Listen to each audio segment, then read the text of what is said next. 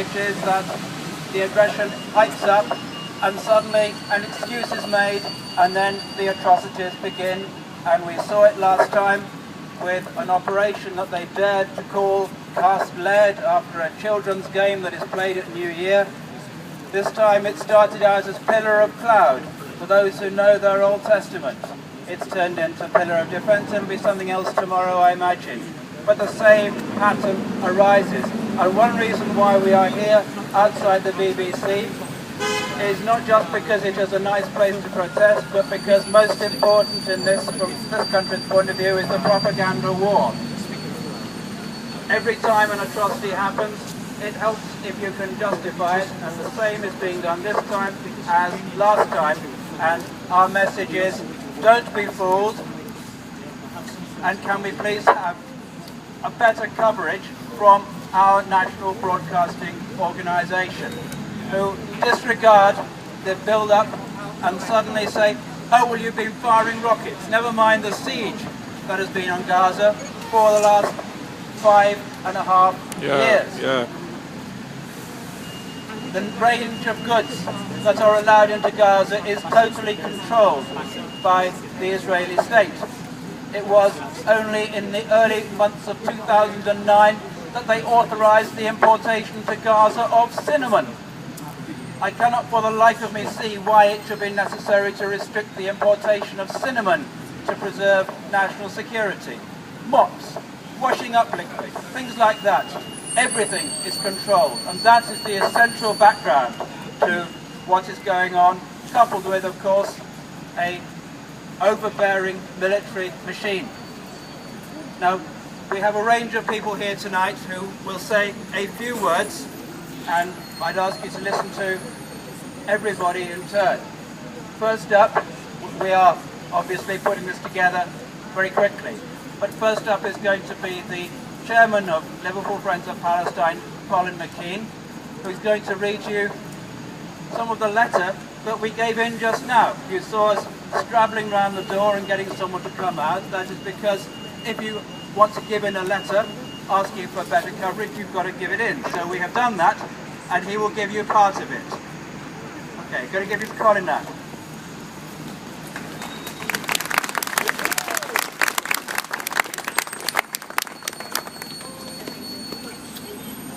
Can you hear me? Yeah. We all know that immediately that Israel attacked Gaza.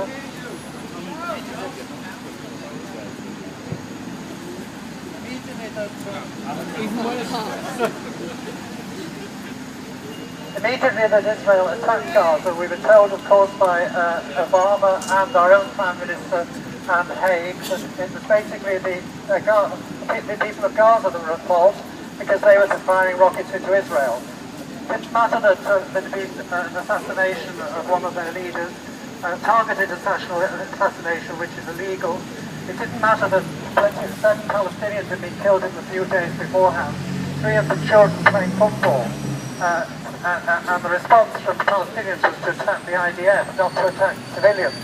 It didn't matter that that had happened. It didn't matter that there had been a ceasefire for 48 hours before Israel attacked, and that ceasefire was being negotiated by Egypt, by the Egyptians. So it didn't matter that that was going on. All that mattered was that the Palestinians had fired rockets at Israel. That was the only thing that mattered. I'll just read a section of the letter that we've actually given in to the BBC here. Dear Sarah Madam, who's the news editor, we express the anger of this demonstration of the biased coverage given by the BBC to the present Israeli attack on the people of Gaza.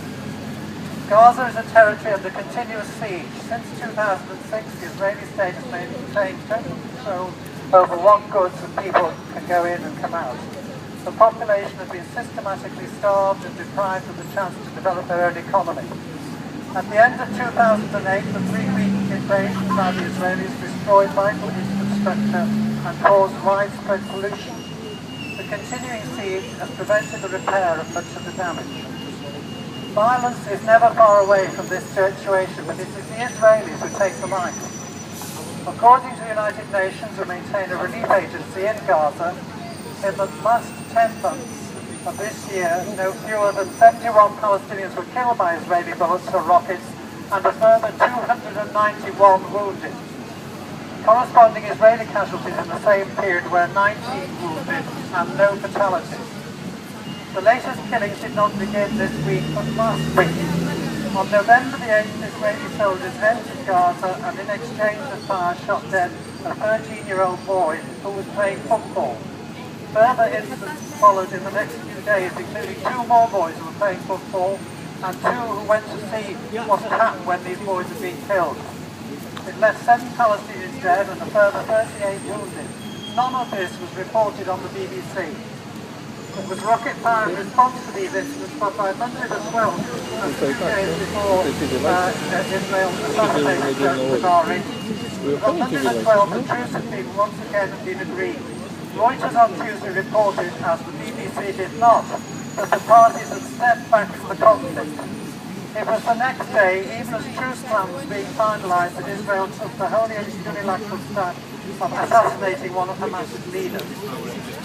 The BBC has consistently repeated the line of Israel's government that the attack on Gaza are precision strikes aimed at rocket launchers. It took nearly 24 hours to report the death of the 11-month-old son of a BBC employee who had been killed in this way, supposedly a precision strike.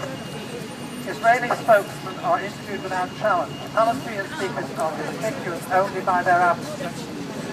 Other sources of information and analysis are available. We call on you at Radio Merseyside and BBC Northwest to draw on Al Jazeera and other Middle East media for your coverage of the developments in that region.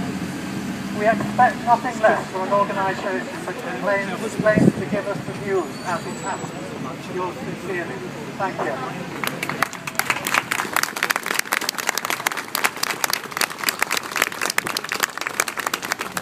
I feel a better news starts coming on already.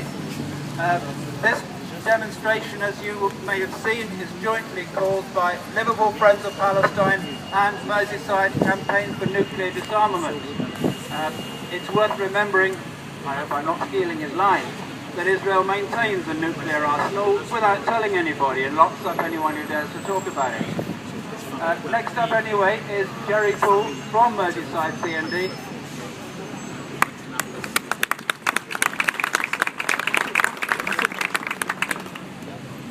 You can tell I'm not very good at technology. Anyway, great turnout everybody. There's a couple of things, from my point of view. I was at a conference last week. One of the speakers was a guy called Tim Llewellyn, who worked for the BBC. And he was absolutely scathing the way the BBC reports things.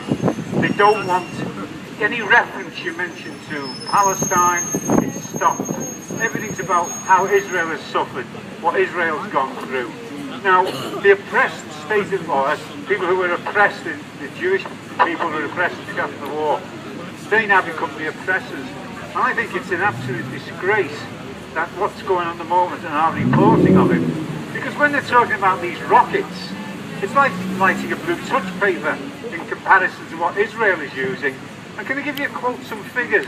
On an 18-month period, this was taken, and it was a Palestinian, an American writer, who studies at Washington DC University, and he was talking about a period of 18 months, and it was an 18-month period between, turn the paper over, September 2005 and May 2007. Palestinian armed groups fired 2,700 rockets, of which 4 people were killed. I'm sorry anyone's killed in any warfare or any attacks and so on. Israel fired 14,617 heavy artillery shells into Gaza, killing 59 people, including at least 17 children and 12 women. Now, if you talk about on equal footing, those figures certainly don't add up to me. But my main thing is, another aspect of this is the terminology we get. We just seen the other day a drone following the commando and blew him up and killed innocent people at the side as well. Now, they don't call that an assassination. That's called targeted prevention. Now, what abuse of language we're talking about. Assassination is an assassination. But as I say, I was absolutely pleased to hear this journalist, Tim Llewellyn, condemning the BBC for what it is. Cowardly, he called them. They weren't enough truthful. Jeremy Bowen makes a comment, and he got hauled over the coals, threatened. Shows you what the powerful Zionist lobby goes on. And one final point, he mentioned about the Balfour Declaration. Remember in 1917? Yeah. But very interesting about the Balfour Declaration.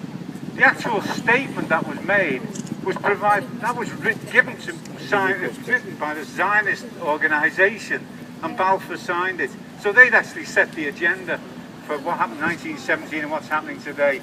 Anyway, and one final aspect I'd like to say, I believe this attack that's taken place, this is nothing to do with a few rockets that have been fired. And let's be honest, the people firing the rockets are hitting the areas where they used to live, where they were kicked out, where they put into settlements, because that's never stopped. But the one thing that I will really get some of my nose is the whole aspect of this reporting and the bias in the BBC and all the media. And I've listened to other media groups like Russia Today or Al Jazeera. It's very interesting comparing the two. You do find a bit more truth in what's happening. Anyway, Conrad, thanks very much for putting up with me, and let's look at it. Free Palestine. Free Palestine. Free Palestine. Free Palestine. Free Palestine. Free Palestine. Free Palestine. Free Palestine. Okay, that gets the message, eh?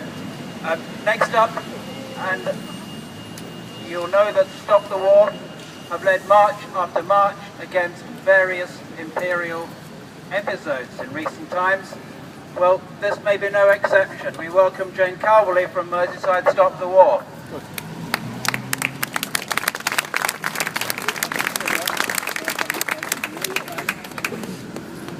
Hello, brothers, sisters, comrades. Thank you for asking me to speak here tonight. I stand here as a lifelong peace activist, but also as a Jewish woman. And I say to the Israeli Defense Force and to Netanyahu, you are not doing this in my name. You are not doing this in the name of the Jews. Stop doing it in the name of the Jews. Merseyside Stop the War and the National Stop the War Coalition oppose the occupation of Palestine, and they oppose the actions of the IDF and what they are doing to our brothers and sisters in Gaza today. If any of you have got access to Twitter, can you make a note of this Twitter ID, please? @IDF spokesperson. They keep putting out things that they say are facts. They put as a fact yesterday that they allowed 10 injured Palestinians into Israel for treatment. If it wasn't for the blockade, the hospitals in Palestine would have the access to the medication the people that were assaulted by Israel needed. There would be no need for people to have to cross borders for treatment if Israel was not carrying out an inhumane and illegal blockade of the Palestinian state. Also, there would be no need for treatment if Israel were not carrying out unprovoked attacks on children in their schools, in their homes, in the name of defence. They say this is self-defence. It is not. It is warfare. They're massing troops at the border now ready for land invasion. And we say, stop, no more. Do not allow this to happen. We call on the BBC, Channel 4 and the rest of the news networks, not just in the UK, but across the world, to tell the truth about what's happening in Palestine, and to say, in our name, from the river to the sea, Palestine must be free. Thank you, everyone. Thank you.